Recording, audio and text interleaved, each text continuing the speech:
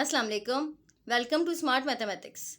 Chapter number 1 Sets Exercise 1.2. Given the sets A is equal to x such that x is positive even integer less than 10. अच्छा, अब यहाँ पे हमें set A given है positive even integer less than 10 यानी 2 4 6 8 and b is equal to x such that x is positive odd integer less than 10. Set b जो हमें given है वो positive odd integer less than 10 odd integer है यानी less than 10 1 3 5 7 9 are subsets of the universal set u is equal to x such that x is a positive integer less than 10.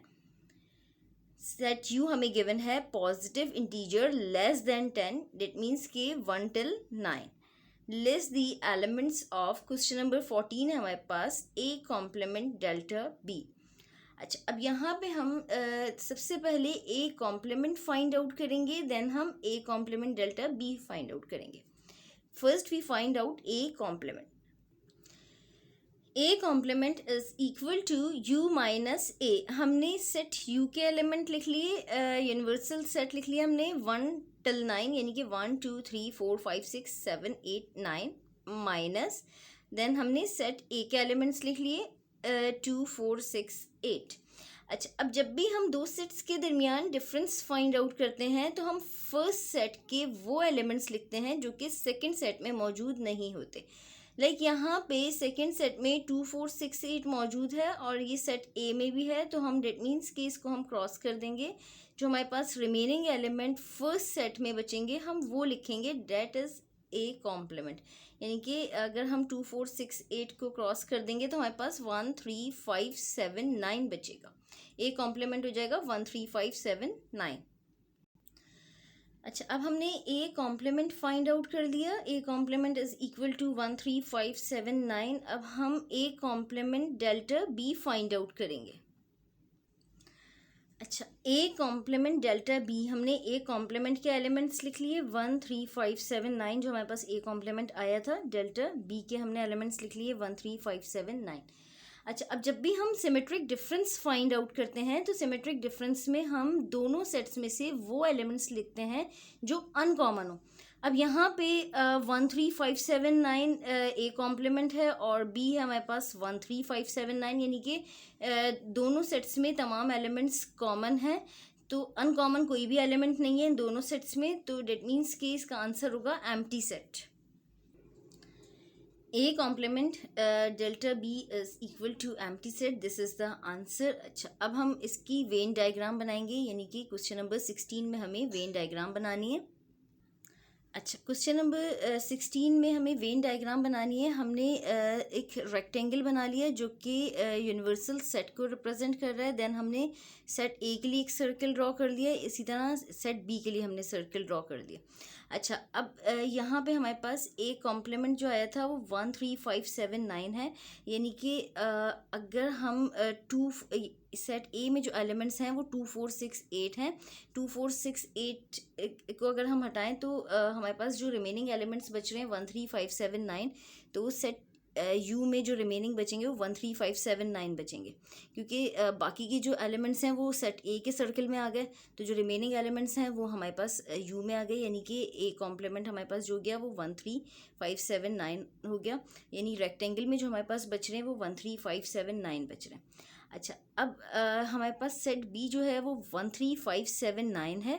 अगर हम इन दोनों का सिमेट्रिक डिफरेंस निकालें, यानी कि इन दोनों का अगर हम सिमेट्रिक डिफरेंस निकालेंगे तो हमारे पास एम्प्टी सेट आएगा. अगर हम सेट बी में 1 3 5 7 9 लिखेंगे तो यहाँ पे हमारे पास कोई भी एलिमेंट नहीं बचेगा. हमने बी में लिख दिए वो तमाम एलिमेंट्स जो हमारे पास यहाँ पे ए कॉम्प्लीमेंट में 1 3 5 7 9 बच रहा था, हमने सेट बी में लिख दिया. तो डेट मीन्स कि ये हो गया एम्प्टी सेट. यू जो है वो एम्प्टी हो गया क्योंकि जो इसमें एलिमेंट्स थे वो हमारे पास बी सर्कल बी में आ गया 1 3 5 7 9.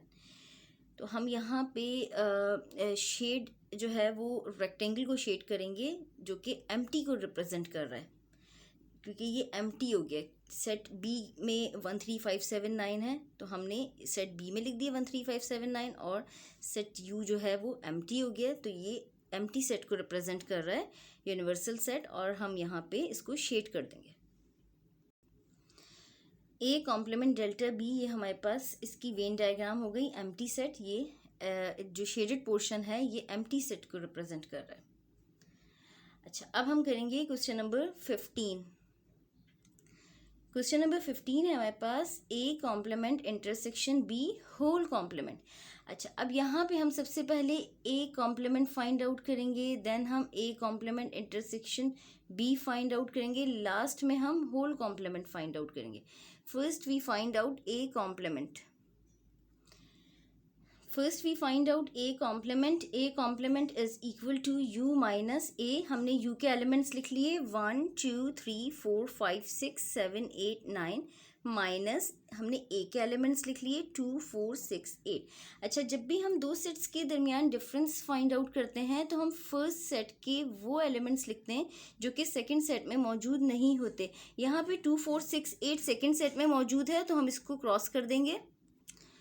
2 4 6 8 को हमने क्रॉस कर दिया क्योंकि वो सेकंड सेट में भी मौजूद थे।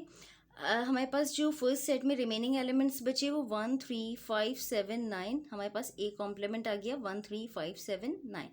अच्छा, अब हम फाइंड आउट करेंगे A complement intersection B. A complement intersection B, A complement हमारे पास आया था 1 3 5 7 9, इंटरसेक्शन बी हमारे पास है 1 3 5 7 9। अच्छा, इंटरसेक्शन में हम दोनों सेट्स के वो एलिमेंट्स लिखते हैं जो कि कॉमन होते हैं। यहाँ पे हमारे पास तमाम एलिमेंट्स कॉमन है, दोनों सेट्स में मौजूद हैं 1 3 5 7 9, तो हमारे पास ए कॉम्प्लीमेंट इंटरसेक्शन बी जो है वो इक्वल होगा 1 3 5 7 9 के। अच्छा, अब हमारे पास यहाँ पे ए कॉम्प्लीमेंट इंटरसेक्शन बी आ गया 1 3 5 7 9। अब हम फाइंड आउट करेंगे whole complement. Now we find out A complement intersection B whole complement. अच्छा, अब यहाँ पे हमारे पास A complement intersection B whole complement equal होगा U minus A complement intersection B. हमने यू के एलिमेंट्स लिख लिए 1 2 3 4 5 6 7 8 9, माइनस अच्छा हमने ए कॉम्प्लीमेंट इंटरसेक्शन बी जो फाइंड आउट किया था वो था 1 3 5 7 9, हमने वो लिख लिया ए कॉम्प्लीमेंट इंटरसेक्शन बी 1 3 5 7 9।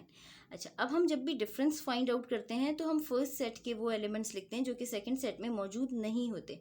यहाँ पे 1 3 5 7 9 सेकंड सेट में भी मौजूद है तो हम इसको क्रॉस कर देंगे, हम 2 4 6 8 लिखेंगे।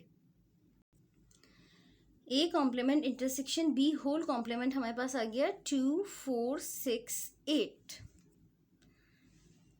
This is the answer, 2 4 6 8, this is the answer. अच्छा, अब हम अच्छा अब हम इसकी वेन डायग्राम बनाएंगे, यानी कि क्वेश्चन नंबर 16।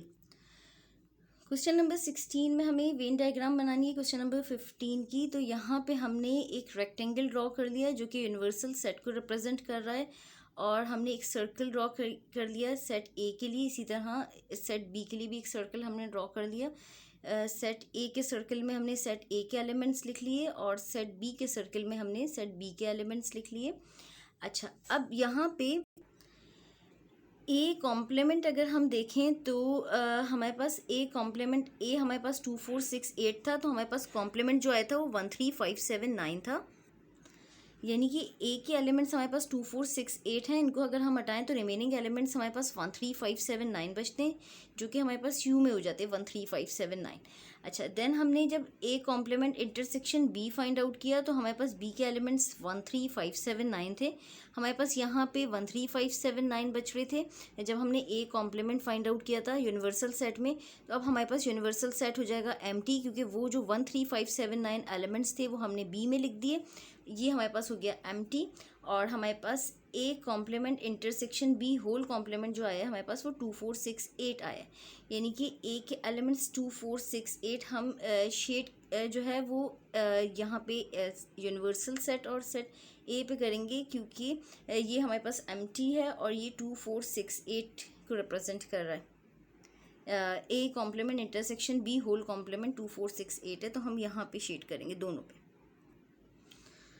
ये हमारे पास वेन डायग्राम हो गई A complement intersection B whole complement की। हमने ए को और यूनिवर्सल सेट को शेडेड कर दिया। यानी अगर हम इस वे में अगर हम देखें कि अगर हम यहाँ से देखें u minus A complement intersection b को, तो u के एलिमेंट्स हमारे पास 1 till 9 थे और a कॉम्प्लीमेंट इंटरसेक्शन b हमारे पास 1 3 5 7 9 था, तो हमारे पास 2 4 6 8 बच रहा है, 2 4 6 8। तो इस तरीके से हमारे पास ये हम दोनों पोर्शंस को शेडेड कर देंगे। This is the Venn diagram for A complement intersection B whole complement. Allah हाफिज़। मेरे चैनल को सब्सक्राइब करें, नोटिफिकेशंस के लिए बेल आइकन पे क्लिक करें।